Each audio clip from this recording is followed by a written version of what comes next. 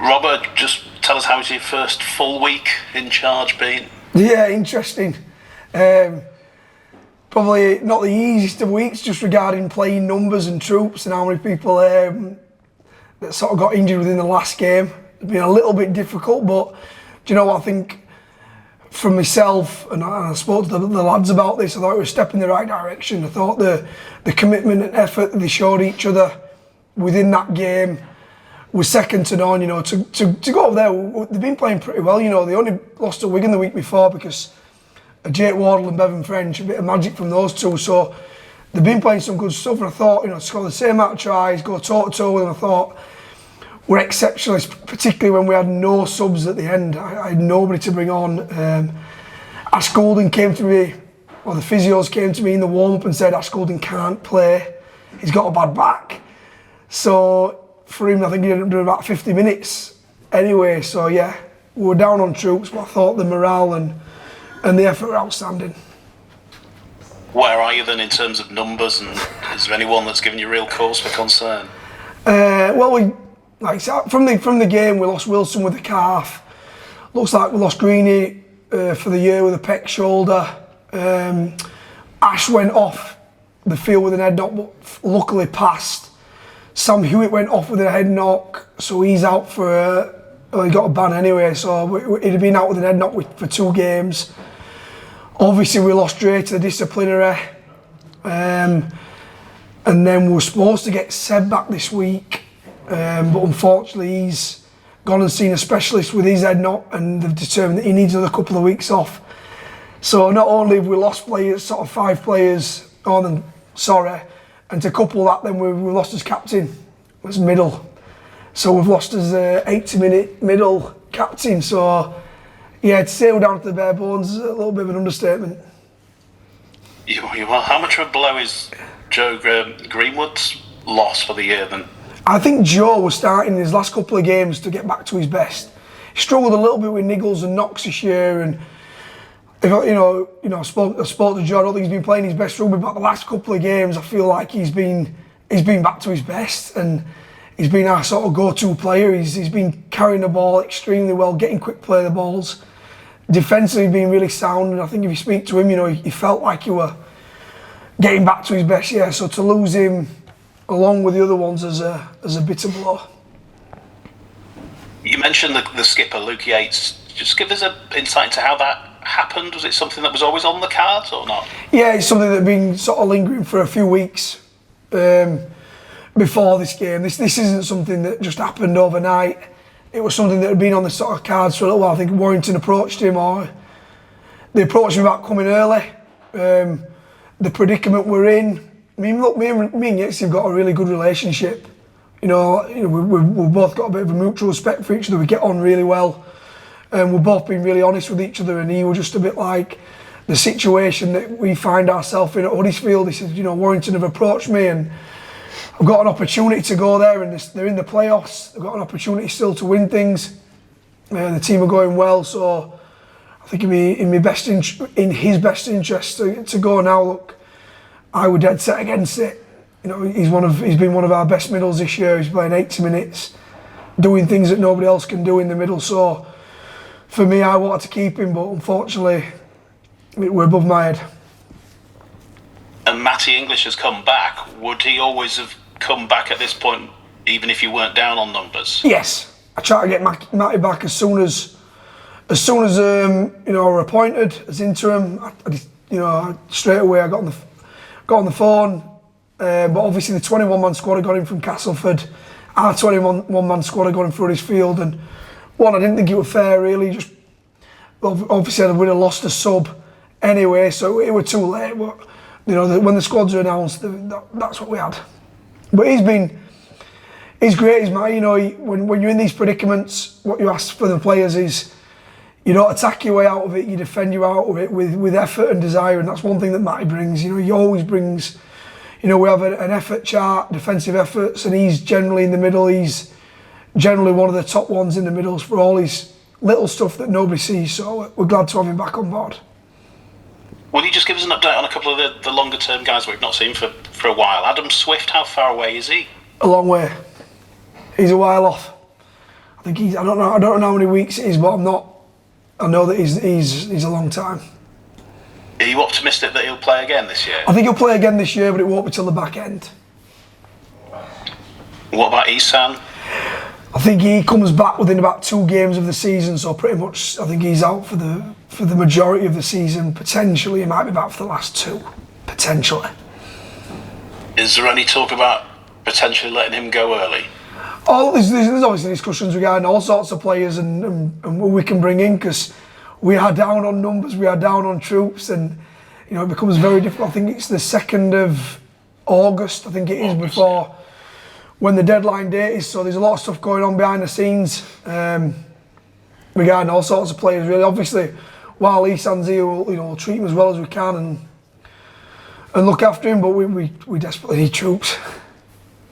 How confident are you that you'll get someone in, or more than one in the short term before that deadline? Yeah, fingers crossed we will. It's an ongoing thing, It makes it a bit more difficult, obviously, when the head coach leaves, and it's sort of thrust upon everyone, right? And then if we'd have had a full set, a complement of a squad, or you're never going to have injuries, but just we just had a sort of, if we had 19, 20 players fit to pick from, it wouldn't be as desperate, but it's made it a little bit more desperate losing 5 players last week, which we didn't know that were going to happen. We thought you had to do this before when you've been in interim charge, but how have you found the experience of sort of looking at players and looking at bringing new bodies in? Yeah, I think generally what happens is you generally a lot of clubs do a lot of the recruitment way in advance of this. The clubs are generally know who's coming in, who's not next by this time already. So it makes it extremely difficult doing it last minute. But what normally happens is you've got processes in place, you've got recruitment strategies that you put in and decide who you need, who you want. And generally sometimes you have a couple of injuries where you'll pick a couple of players up, 1, maybe 2, but generally 1 player to bolster your squad if you've picked up some injuries. But very rarely do you lose 5 players and get told another 2 are not going to be. 7 players aren't going to be back within the space of a week. It's a bit unheard of. How do you sell that opportunity to someone at this point in time? Because obviously, from the outside looking in, they'll see it. There's been a bit of trauma there. How do you try and tempt someone to come to Huddersfield at the moment? I think that's the word, opportunity. And that's not where we're not looking at this doom and gloom. The way that I've approached this, the way the lads have approached it, and hopefully it showed with the performance last week, is it's an opportunity. Somebody gets to play that were on the fringe that probably wouldn't have got to play before, or somebody, Aiden at the side of me, for example, has been on loan, he's gone the hard way around things, but when one door shuts for somebody else, it opens for him, and he's grabbed it with both hands. So yeah, we're looking at it as a positive light. Somebody wants to come in, and if somebody wants to be part of this fight and fight the cause, and probably the way I'd sell it is, you just got to look at the way the lads performed last week, and they're a really good group of lads to be around. They're all working extremely hard for each other. They're all one unit, and yeah, if you want to be part of that, then great. And just on you, Robbo, have you had a chance to speak to the higher ups about timescale in charge and whether this might lead to something more permanent?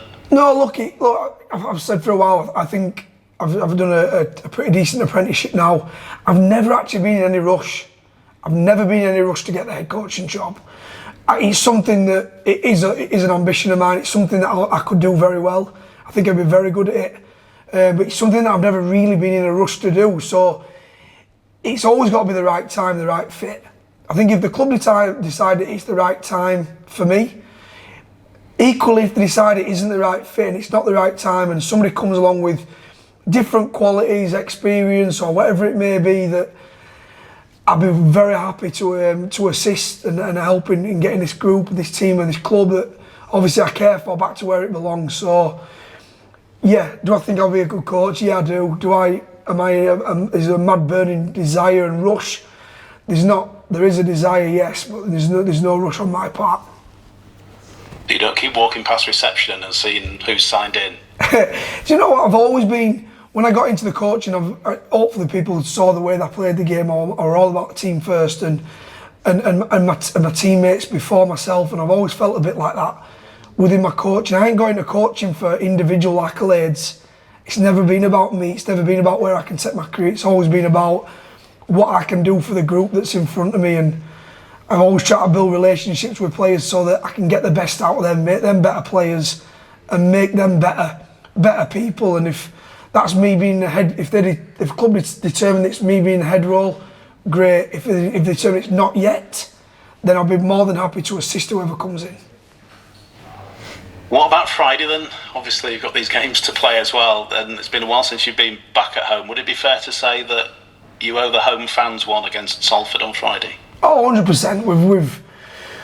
The fans have been great. Like, obviously they're going through tough times as we are, and we're hurting as a group, and obviously they're hurting as fan base. But you know, they get a lot of stick to Huddersfield Giants fans for not having great numbers. But what they are is they're a really loyal bunch, and they all, you know, they stay behind us and they clap us off even when probably we don't deserve it. And you know, we made a point last week.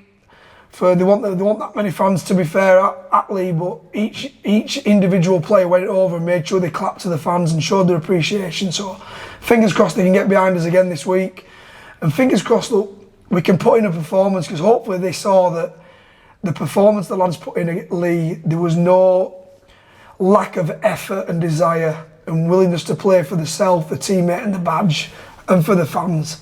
And fingers crossed that we can do that again this week. And do you get a sense of how much just a win, any win, in any manner, what that would do for the side given what you've been through? I've said it all year. In 2022, we didn't win. We won a lot more games, but we won a lot of, I think we won 5 games by 2 points or less that could have swung either way. This year, we've scored the same amount of tries as St Helens lost by a drop goal.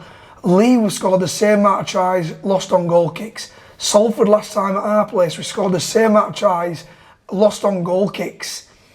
We have been in games, and if we'd have just turned around 1 or 2 of them, I think not only would we have points on the board, but I think confidence and everything that snowballs on the back of it would have made a big difference. But unfortunately for us, professional sport is about small margins, it's about the little things, and we just haven't got the little things right this year, which have inevitably mean that we haven't picked up enough points. But yeah, any win will do at this moment in time, even if it's a scratchy win. The ugliest of ugly wins. Yeah, doesn't matter. Let's just have a word. Let's have a word with Aidan. Just pop yourself a bit further into the screen. That'd be lovely, so we can see it. Just Aidan, if I could just take you back to the Warrington game. Obviously, you made your Super League debut. It's been a while. You've had to wait. How was that? Just talk us through the moment when Watto it was, wasn't it, that came to you and said you're going to be playing. How did you feel? Yeah, I mean, I think it was on the Tuesday where he wanted me in training because he wasn't sure what was happening. I know Kev had an illness, so he brought me in and said that there's a potential that I might be playing. And then that week is sort of just a blur, like it all just merged into one. Bit of nerves, bit of excitement, but just everything. What about the day itself? The game kicks off. You're at Warrington Super League debut. Was the heart thumping? Yeah, I mean, it's a night game as well, which doesn't help when you're building up to it. So you're thinking all day about it. But once I got there, I felt pretty comfortable. I think the lads helped me as well. Robbo, Watto, they all helped me just to settle in and just not make it too much of a... Obviously, my parents came in for the debut, but didn't make it all about my debut, which I think helped me settle in and just take it as another game. And as a Huddersfield boy as well, and as someone who's joined Huddersfield, wanted to make his debut, you've had to bide your time, but do you feel like it means more to you because it's your hometown club?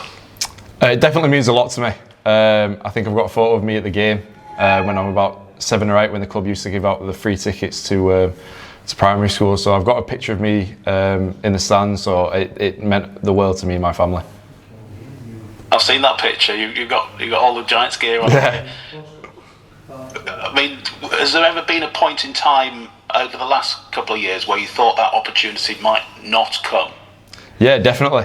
There's definitely been times when I thought I might not actually get a shot at this moment. But I think you've got to focus on what you can control. You can't really control if you're going to get a shot or if someone's going to pick you in the team or stuff. So I think you just got to take it week by week, and just everything else takes care of itself. I know your family will be so proud. What's your dad in particular made of it? How excited was he? Yeah, he was pretty buzzing, to be fair. Non-stop asking me about it all week. Sometimes when you go home, you just want to settle down, but he was always asking about what's happening. And does he give you advice? Does he praise your performance? Yeah, definitely. He used to play rugby union. He's come from the rugby union background, so he knows a bit as well. But yeah, he definitely tries to offer his advice. But also, he's just there for me if I need to just vent to him sometimes. And we've got a mutual friend in Barry Jacobs at the Reform Gym at Linley, and you've worked there, haven't you? And I know they were proud as punch of you. Just give us an insight into how your phone looks when you make your Super League debut. Does it blow up? You get messages from here, there, and everywhere. Yeah, there's a few people that you've sort of lost a bit of connection with, but they always drop you a message, which is nice. It's nice to feel it. And to keep your spot last week. And I'm assuming you're playing this week, otherwise we wouldn't be speaking to you. That'd be pretty cruel, wouldn't it? But what does that mean to you as well, to get the shirt and to keep that shirt? Yeah, I think I said when I made my debut that the goal is, like, it's good to make my debut, but I'm here to try and, I'm not just to make up the numbers. I want to try and stay in the team. And I think that's my goal for the rest of the year, to try and stay in the team till the end of the year. So that's the goal. And what was the difference you found? Obviously, you played at the top end of the championship, and to go to Super League, I'm sure you've always thought, can I handle it? What's it going to feel like? What did it feel like? The speed, especially that first 20 minutes at Warrington. I felt the speed there. The speed, the ruck speed, and just how quick everything happens is just, that's another level. But it's a good experience. How beneficial was you've been time at Bradford, but you've been at Dewsbury and Batley as well. How beneficial have those times been? Yeah, massively. And I appreciate all them clubs as well, because they're all good to me as well. So that benefited me massively. I think I've played over 50 championship games or 50 career games before I made my Super League debut. So that helped me massively, just to feel comfortable going into that environment and settled in. And Super League debut is one thing.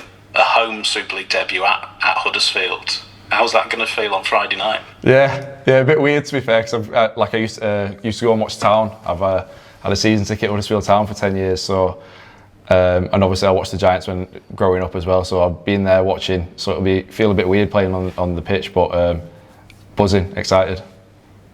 And to think back, that youngster sitting in the stand, coated in Huddersfield Giants gear, watching the Giants when you were 7, 8.